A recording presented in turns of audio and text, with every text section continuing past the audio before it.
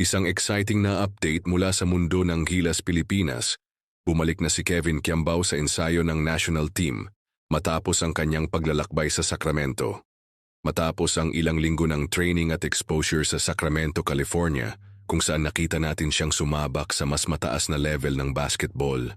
Balik ensayo na si Kevin Quiambao kasama ang Gilas Pilipinas. Hindi lang ito simpleng pagbabalik, dala niya ang bagong karanasan, confidence at maturity sa kanyang laro. Pagdating pa lang sa practice gym, kitang-kita na ang eagerness ni Kevin na muling makasama ang kanyang mga teammates. Mula shooting drills hanggang scrimmages, all out si Quiambao. Ayon sa coaching staff, ramdam nila ang improvement sa kanyang decision-making at hustle. Sa Sacramento, nakasama ni Kevin ang ilang development teams at nagtuloy-tuloy ang training niya sa ilalim ng mga NBA-level trainers.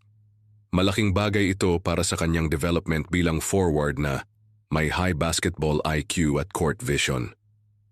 Masaya akong makabalik sa Gilas. Marami akong natutunan sa Sacramento at gusto kong ma-apply yun dito. Handang-handa na ako tumulong sa team.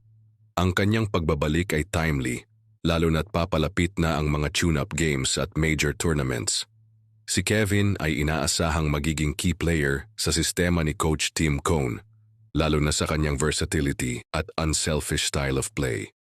Ikaw, anong masasabi mo sa pagbabalik ni Kevin sa Gilas? I-comment mo na yan sa baba at huwag kalimutang i-like at subscribe para sa iba pang basketball updates.